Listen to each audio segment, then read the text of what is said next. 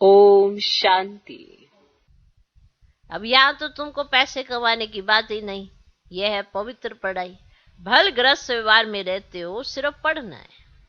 कई कहते हैं हमें तनख्वाह कम मिलती है, इसीलिए ठगी करनी पड़ती है, क्या करें।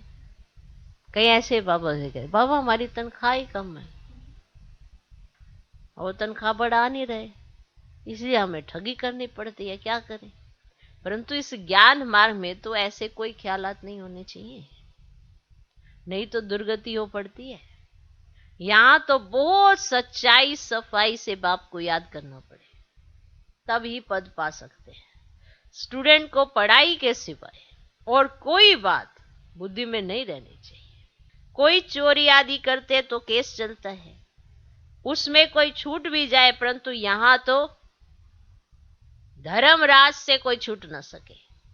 कोई चोरी करेगा, कोई ठगी करेगा, भले कुछ हेर बदल करके वो वहां से छूट जाएगा, परंतु धर्मराज, यहां धर्मराज से कोई छूट न सके। पाप आत्मा को तो बहुत सजा खानी पड़ती है। मान लो आपका ये जन्म हुआ, आपने ठगी करके, ऐसे चोरी चकारी करके, ऐसा रूप धर के, झूठ बोल बोल के अपने को बचा लिया। ओके, याद रखो, जन्म तो परमात्मा के हाथ में है, आपके हाथ में कहाँ है। आपके हाथ में कर्म है, इस पर ध्यान देना। आपके हाथ में कर्म है, कर्म का फल परमात्मा के हाथ में। आपको थोड़ा पता है कि अगले जन्म में मैंने किसके घर में जाके जन्म लेना है। अब गए ही गरीब के घर में, झोपड़ी वाले के घर में, झोपड़ी वाले के घर में भी तो बच्चा पैदा होता है। अब गए ही झोपड़ी वाले के घर में, आंख खुली झोपड़ी, वो भी कोई हटा सकता है।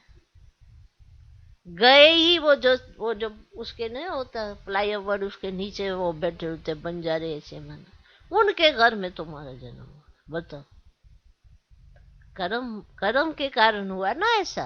आपने थोड़ा कहा मैं फुदक के जाके वहां पे इसके घर में जन्म ले लूंगा, अब मैं तो अपना ये वाला शरीर छोड़ता हूँ और फुदक के किसी ऐसे टाटा बिरला अंबानी इसके घर में पैदा होगा, पैसा माल ही माल बड़ा होगा। इस जन्म में आपने चोरी चकारी भले कर ली, पर उसका हिसाब किताब साथ चलता है। कोई ये सोचे कौन देख रहा है आपको, तो इस जन्म का, वो तो जन्म जन्मांतर का देख रहा है कि आपने क्या किया है। वो हिसाब तो रखता है ना, धर्मराज पूरा हिसाब रखता है। ऐसे नहीं कि सजा नहीं मिलती, किसी ने कोई ऐसे भी कर्म किया उसको सजा नहीं मिलती, मिलती है। तभी तो ये सारा ड्रामा ऐसे एक्यूरेट नूंदा हुआ है। फिर भी कई बच्चे नहीं समझते और इसी जन्म में परमात्मा से ऐसे कहते, क्यों बाबा क्यों बाबा। अरे तुम सिर्फ कर्म पर ध्यान दो और वो श्रेष्ठ कर्म करो, क्योंकि शिक्षा तुम्हें मिल रही है, श्रेष्ठ कर्म करो।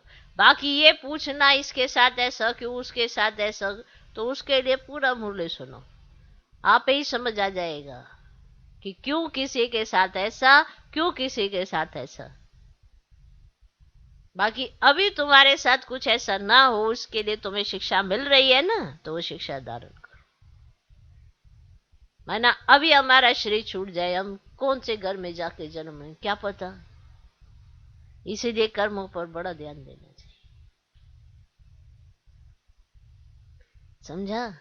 तो पाप आत्मा को तो बहुत सजा खानी पड़ती है, ऐसा कोई नहीं होगा जिसको सजा ना खानी पड़ती हो। माया गिराती रहती है, थप्पड़ मारती रहती है, अंदर गंदे ख्यालात चलते हैं।